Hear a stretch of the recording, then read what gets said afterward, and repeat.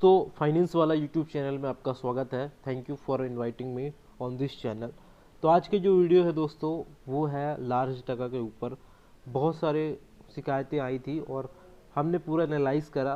और दोस्तों, यहाँ पे मेरा पर्सनली वीडियो बनाने का कोई मकसद नहीं था, लेकिन मैंने सोचा कि अगर हम यहाँ पे खाली हैं, हमारे पास समय है, तो क्यों ना हम इस समय को आप लोग के लिए दें। इसलिए यहाँ पे मैं कोई प्रोफेशनल बैकग्राउंड नहीं लगा रहा, कुछ भी प्रोफेशनलिटी वाली चीज़ नहीं होगी इस वीडियो में, क्योंकि आप लोग खुद परेशान हो। आपको उससे मैटर ही नहीं है कि क्या क्वालिटी है वीडियो में है या नहीं है। सबसे जो मैटर करता है, इम्पोर्टेंट है, वो है आपको इन्फॉर्मेशन देना, आपके पास इन्फॉर्मेशन होना। इन लोन ऐप के खिलाफ क्या कर सकते हो आप, इनसे बचने के लिए क्या कर सकते हो। तो यहाँ पे हम आपको पहले प्रॉब्लम्स बताएंगे, जो नए यूज़र्स हैं उनको भी हम प्रॉब्लम्स बताएंगे, उसके बाद हम सोल्यूशन बताएंगे। तो जो लोग ने भी चैनल को अभी तक सब्सक्राइब करके नहीं रखा है, तो शायद मुझे बोलने की ज़रूरत नहीं कि आपको सब्सक्राइब कर लेना चाहिए और बेल आइकन का बटन भी ज़रूर दबा लेना चाहिए। तो अब बात कर लेते हैं कि प्रॉब्लम क्या आ रही है अगर आप इस लोन ऐप से लोन लेते हो।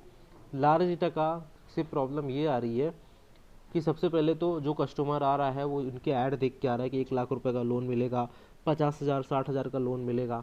उसके बाद जब वो अप्लाई करता है तो उसको जो अप्रूव लिमिट होती है वो 2,000 की होती है।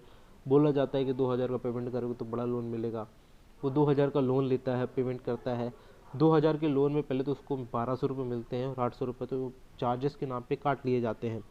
उसके बाद क्या होता है, वो पेमेंट करता है 6 दिन बाद, क्योंकि 7 दिन का जो टेन्योर मिलता है उसमें मुझे नहीं लगता कि किसी की ज़रूरत पूरी हो सकती है 7 दिन के अंदर कोई भी लोन लेके।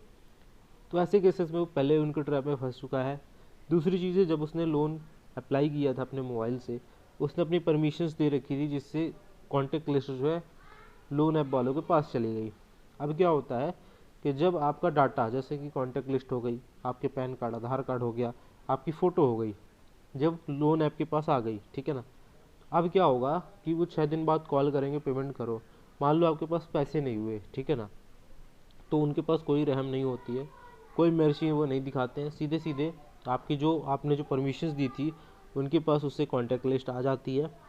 कॉन्टैक्ट लिस्ट के जितने नंबर होते हैं उन सब में व्हाट्सअप करते हैं, उन पे कॉल करते हैं और उन पे फ़ोटो वीडियो एडिट करके भेजा जाता है आपकी। बोला जाता है ये पर्सन चोर है, ठीक है ना।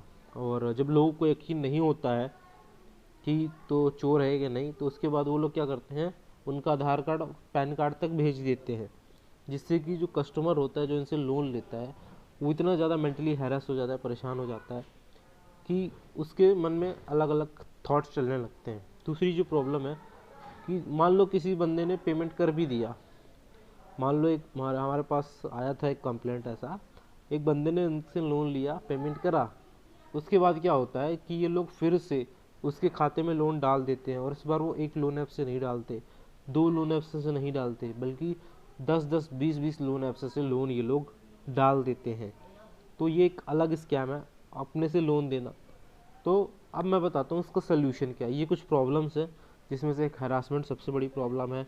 कॉल करके इतनी धमकी देते हैं, मैसेज करते हैं, दिन भर कॉल आते हैं, दिन भर धमकी दी जाती है। मतलब कि जो कस्टमर होता है, जिसने लोन लिया होता है, उसको लगता है दोस्तों कि शायद मैंने कोई क्राइम कर दिया है बहुत बड़ा, और उसकी बहुत बड़ी सज़ा उसको हरासमेंट के तौर पे मिलती है। अब मैं बताता हूँ सॉल्यूशन क्या है और ये लोन कंपनी कैसी हैं। तो मैं आपको बताना चाहूँगा, ये लोन कंपनी पूरी तरीके से फ्रॉड होती हैं। गूगल की जो पॉलिसी है, जो कहती है कि अगर आपका लोन का जो दिन, मतलब पेमेंट डेट है, वो अगर 62 दिन से कम है, 62 डेज से अगर कम है, तो आप एलिजिबल नहीं हो प्ले स्टोर पर रहने के लिए। तो ये लोग क्या करते हैं, निगेटिव मतलब गलत डिस्क्रिप्शन देते हैं, उसके बाद ये प्ले स्टोर पे आते हैं, ठीक है। तो ये एक अनऑथराइज्ड लोन ऐप है, कोई भी आरबीआई के अंडर नहीं आती, कोई भी एनबीएफसी से अप्रूव्ड नहीं है, या कोई एनबीएफसी के साथ टाई अप नहीं है। ये पूरा का पूरा जो पैसा आपको दिया जाता है ब्लैक मनी होता है एक तरीके से, जो चाइना से आता है या फिर अदर कंट्रीज से आता है, उसको यहाँ पे आपको दिया जाता है लोन के तौर पे। और जब भी आप समय से भुगतान नहीं करते हो, उसके बाद आपको परेशान किया जाता है। तो क्या हमें ऐसी लोन आपका लोन चुकाना चाहिए? नहीं चुकाना चाहिए। अगर आपने ले चुका हो, आप गलती से फंस चुके हो, आपको कुछ नहीं करना, आपको लोन नहीं चुकाना, भले 1 से दे, 10 से, 20 से दे, आपको ले लेना है। अगर मिल गया है तो नंबर अपना बंद कर लेना, स्विच ऑफ कर लेना है। तो आपके मन में क्वेश्चन होगा, नंबर बंद करने के बाद व्हाट्सएप पे कॉल करेंगे, व्हाट्सएप बंद कर लो कुछ दिन के लिए, ठीक है।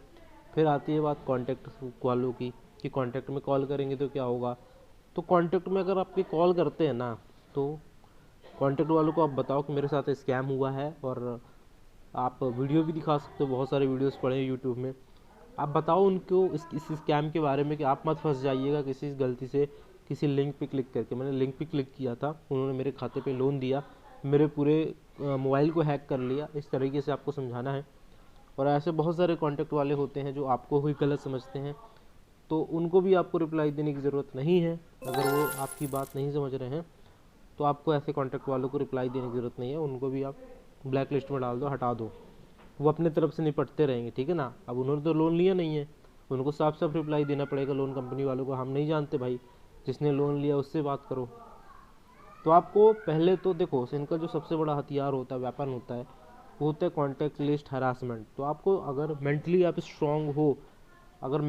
स्ट्रांग हो, क्योंकि जो कि होना चाहिए आज के समय पे हर इंसान को, इमोशनल होके कोई डिसीजन नहीं लेना है आपको, ठीक है ना। और आपको किसी तरह का इमोशनल डिसीजन नहीं लेना है, ठीक है। You don't need to depress और any decision in emotional time. आपको बिल्कुल नहीं लेना है। You have to strong, yes, because it disturb you momentarily only. They don't have right, they can't do anything because they doesn't, मतलब they don't exist, because ये अपने country में है ही नहीं, ये दूसरी कंट्री से ऑपरेट करते हैं। चाइना से हो गया, नेपाल से हो गया, बांग्लादेश से हो गया, ऐसे कंट्री से लोन वसूली के लिए आपको कॉल करते हैं। तो वो तो जानते हैं हमारा कुछ नहीं उखाड़ सकता, कोई पुलिस भी नहीं उखाड़ सकता, इसलिए आपको साथ ऐसा करते हैं। तो इसलिए आपको मेंटली स्ट्रांग होना पड़ेगा, ठीक है ना। सो डोंट वरी, आपको घबराने की ज़रूरत नहीं है इन फर्जी लोन ऐप्स से। मैं आपको बता दिया हूँ, आपको साइबर क्राइम में इनकी शिकायत करना है। ये स्कैमर हैं, आपको लड़ने की ज़रूरत, मतलब डरने की ज़रूरत नहीं है, स्कैमर है। इनकी साइबर क्राइम में आपको शिकायत करनी है। और कोई हेल्प लेना चाहते हो आप कमेंट के माध्यम से ले सकते हो। आप सभी को वीडियो यहाँ तक देखने के लिए धन्यवाद। हम मिलेंगे अगले वीडियो में, तब तक के लिए धन्यवाद।